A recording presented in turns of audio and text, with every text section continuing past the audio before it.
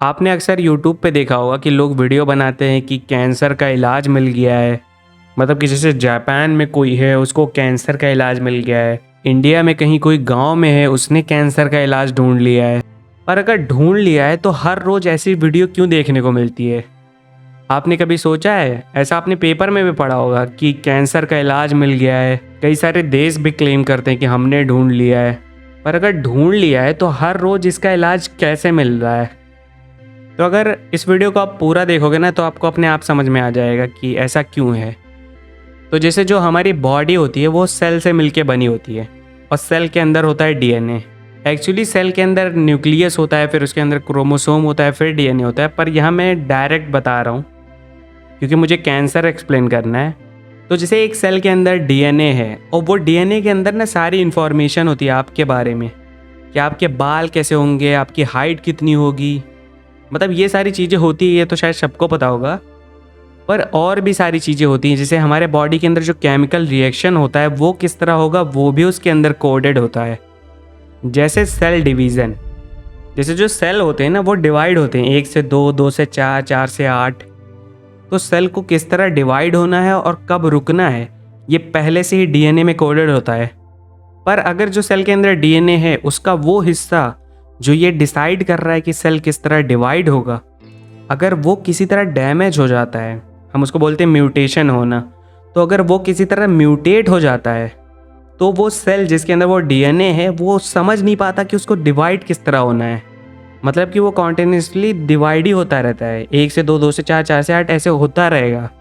तो ऐसे ही सेल जिसके अंदर का डीएनए म्यूटेट हो गया है, म्यूटेट का मतलब डीएनए का वो वाला हिस्सा खराब हो चुका है जो डिसाइड कर रहा था कि सेल किस तरह डिवाइड होगा, तो वैसे सेल को बोलते हैं कैंसर सेल। तो देखो, अब कैंसर सेल को ये नहीं पता है कि कैसे डिवाइड होना है, या जैसे वो 1 का 2 होगा, 2 का 4, तो कब रुकना है उसको ये नहीं पता क्योंकि ये इन्फॉर्मेशन तो डैमेज हो चुकी है। तो अब जैसे जैसे सेल को रिसोर्स मिलेगा वो डिवाइड होता चला जाएगा। मतलब 1 का 2, 2 से 4 ऐसे होता जाएगा तब तक जब तक वो एक ट्यूमर ना बना ले। जैसे आप अगर हमारी बॉडी देखोगे तो हमारी बॉडी तो खुद सेल डिवीज़न की वजह से ही बनी है ना। सेल डिवाइड होके हम इतने बड़े हो गए आज। मतलब अगर देखा जाए तो हम लोग खुद एक ट्यूमर हैं, पर अपने लिए नहीं, अर्थ के लिए या नेचर के लिए बोल लो। पर जो ये कैंसर सेल है ना ये सबके अंदर बनता है, वो भी डेली डेली सबके अंदर कुछ ना कुछ अमाउंट में ये कैंसर सेल बनता है। पर उसको हमारा इम्यून सिस्टम ही ख़त्म कर देता है क्योंकि हमारा इम्यून सिस्टम ना उनको पहचान लेता है कि मतलब कुछ प्रोटीन के बेसिस में उनको पहचान लेता है कि जो नॉर्मल सेल थी हमारी बॉडी की और ये जो कैंसर सेल में कन्वर्ट हो गई है उन दोनों में अंतर क्या है। तो उस बेसिस पे वो जो कैंसर वाली सेल है उसको ख़त्म कर देता है हमारा इम्यून सिस्टम ही। अब आप ये सोच रहे होगे कि अगर ऐसा है तो जिसका इम्यून सिस्टम स्ट्रांग है उसको कैसे कैंसर हो जाता है, या अगर किसी को कैंसर हो गया तो बस उसका इम्यून सिस्टम स्ट्रांग कर दो, कैंसर सेल को तो वो अपने आप ही मार देगा। इसमें इतना कॉम्प्लिकेशन कहाँ से आ गई? तो देखो, कॉम्प्लिकेशन कहाँ आ गई। जैसे कोई कैंसर सेल है उसके अंदर जो डीएनए है वो कुछ ज़्यादा ही म्यूटेट हो गया है, मतलब बहुत बुरी तरह से ख़राब हो गया है। तो अगर बहुत ज़्यादा म्यूटेशन के वजह से कोई कैंसर सेल बनता है ना तो उसको हमारा इम्यून सिस्टम भी नहीं पहचान पाता है। ये एक तरह से बोले तो बहुत अजीब बात है कैंसर सेल की, कि हमारा इम्यून सिस्टम अंतर ही नहीं बता पाता कि नॉर्मल सेल कौन है, कैंसर सेल कौन है। तो इसी वजह से अगर आपका इम्यून सिस्टम चाहे जितना स्ट्रॉन्ग क्यों ना हो, अगर म्यूटेशन बहुत ज़्यादा हो गया डीएनए के अंदर तो आपको कैंसर होगा ही होगा। अब जैसे यही कैंसर सेल है, अगर ये आपके जैसे समझ लो लंग में आपका जो सेल था उसके अंदर डीएनए के अंदर म्यूटेशन आया और वो कैंसर सेल में कन्वर्ट हो गया। अब वही सेल आपके दिमाग तक पहुंच गया तो फिर वो दिमाग में जाके मल्टीप्लाई होने लगेगा और फिर वहाँ पे एक ट्यूमर बना लेगा। तो ऐसे ही जहाँ जहाँ ये कैंसर सेल फैलता जाता है, जहाँ जहाँ ये मल्टीप्लाई होता जाता है, वही होता है कैंसर का फैलना। इसीलिए जब कैंसर फैल जाता है ना तो उसको कंट्रोल करना बहुत मुश्किल होता है। जैसे अगर थोड़ा सा म्यूटेशन है तो वो इम्यून सिस्टम देख लेगा, इम्यून सिस्टम या फिर हमारा डीएनए खुद को भी रिपेयर कर सकता है कुछ हद तक। लेकिन जब कोई, जैसे अगर लोकल लैंग्वेज में बोलें कि कोई सॉलिड कैंसर सेल बन गया, तब उसको कंट्रोल कर पाना बहुत मुश्किल है क्योंकि कोई तरीका ही नहीं है ना ये बताने का कि उसमें और नॉर्मल सेल में अंतर क्या है। जैसे इजराइल ने 2019 में क्लेम किया था कि हमने भाई कैंसर का इलाज ढूंढ लिया और चाहे जिस टाइप का कैंसर हो सब ठीक हो जाएगा, पर ऐसा कुछ हुआ नहीं।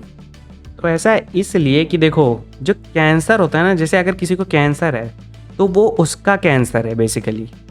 जैसे मेरे कहने का ये मतलब है, जैसे सबका यूनिक फिंगरप्रिंट होता है, जैसे आप फिंगर लगा के अपना मोबाइल खोलते हो, वो यूनिक होता है, सबका अलग अलग होता है। तो इसी तरह जो सबका कैंसर है ना, वो भी अलग अलग है।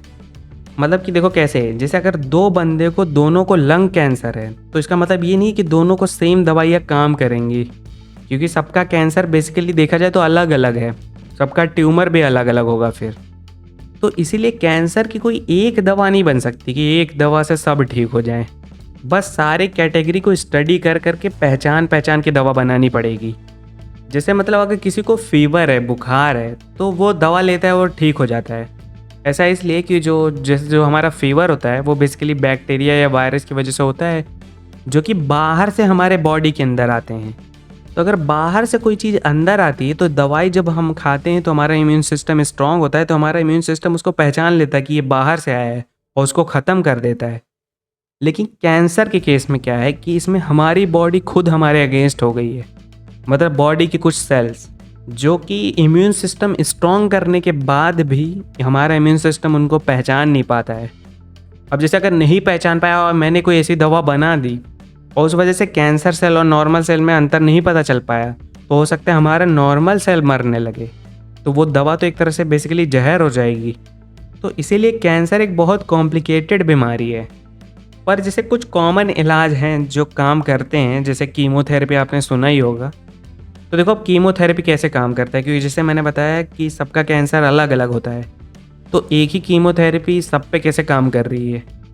ऐसा इसलिए कि जो कीमोथेरेपी होती है ना, वो टारगेट बेस्ड होता है। कि जैसे हमारे लंग में समझ लो कैंसर है, तो कीमोथेरेपी में जब हम ब्लड में कुछ दवाई इंजेक्ट करते हैं, तो वो दवाई पता है क्या करती है, वो दवाई ऐसे सेल को टारगेट करती है ना जो बहुत जल्दी जल्दी मल्टीप्लाई हो रहे हैं, क्योंकि वही होंगे कैंसर सेल। और अगर देखा जाए तो दवाई बस उसी बेसिस पे डिफरेंशिएट कर रही है कि कौन जल्दी जल्दी मल्टीप्लाई हो रहा है, तो वो दवाई वैसे सेल को ख़त्म कर देती है, श्रिंक कर देती है। पर इसमें ना कुछ नॉर्मल सेल भी मर जाते हैं। अगर कुछ नॉर्मल सेल मर गए और उन सेल के अंदर जो डीएनए है वो भी तो मरेगा। तो इसीलिए हमारे बाल बाल झड़ने लगते हैं कीमोथेरेपी में, क्योंकि हमारे नॉर्मल सेल मरने लगते हैं। जिस नॉर्मल सेल के अंदर जो डीएनए है उसके अंदर हमारे बालों के बारे में इंफॉर्मेशन है, इसीलिए कीमोथेरेपी में बाल झड़ जाते हैं और बहुत लोग के तो नाखून भी निकल जाते हैं, नेल्स। तो जैसे आप यूट्यूब पे या पेपर में कहीं देखते हो कि कैंसर का इलाज मिल गया, तो वो ऐसा नहीं कि वो सब पे काम करेगा। वो लोग तो बस दवाई को उस बेसिस पे सक्सेसफुल बता देते हैं, अपने लैब के बेसिस में, कि लैब में सक्सेसफुल हो गया तो हाँ हमें इलाज मिल गया भाई कैंसर का। और मैंने ये भी सुना है, बहुत लोग बोलते हैं अल्कलाइन डाइट फॉलो करने से भी कैंसर सही हो जाता है, पर बेसिकली उसका भी कोई सॉलिड प्रूफ तो नहीं है। और अगर ये बात करें कि डीएनए के अंदर वो चेंजेस आते कहाँ से हैं, ऐसी कौन सी चीज़ें जो डीएनए को डिस्टर्ब कर सकती है, क्योंकि डीएनए तो बहुत छोटा होता है। तो जैसे इसको डिस्टर्ब कर सकता है रेडिएशन, क्योंकि रेडिएशन में छोटे छोटे पार्टिकल होते हैं, वो डीएनए को भी डैमेज कर सकते हैं। वो तो चलो रेडिएशन तो बहुत कुछ कर सकता है, मतलब कैंसर से भी खतरनाक, आपकी स्किन फट जाएगी, ब्लड बाहर आने लगेगा। अगर आपने चेरनोबिल देखी तो आपको पता होगा। और कैंसर जैसे बहुत लोग के ना जेनेटिक में पहले से ही होता है कि कुछ साल बाद उनका ये ऐसे चीज़ें शो होने लगती है। मेरे को लगता है कि थोड़ा मोड़ा चेंज होता होगा, फिर समय के साथ साथ वो चेंज बढ़ जाता होगा। और जैसे बहुत लोग सोचते हैं कि स्मोकिंग करने से इस कैंसर नहीं होता है, मतलब वो ये वाला एग्जांपल देते हैं कि मेरे दादाजी पीते थे, वो 100 साल तक जिंदा थे। तो ये ना अगर देखा जाए तो प्योरली चांस बेस्ड है। हो सकता है कि उनके दादा का इम्यून सिस्टम बहुत स्ट्रांग हो या उनकी पूरी केमिस्ट्री अलग हो, और ऐसा नहीं कि उनकी तरह आपकी भी केमिस्ट्री होगी, आप पियोगे तो आपको भी कैंसर नहीं होगा। मतलब ये साइंटिफिकली भी प्रूवन है कि स्मोकिंग करने से कैंसर होता है, मतलब डीएनए के अंदर चेंजेस आते हैं। तो बेसिकली यही था सारे रीज़न कि कैंसर की दवाई बनाना इतना टफ क्यों है, क्योंकि जैसे हमारा डीएनए जो होता है वो 0.1% सबका अलग होता है।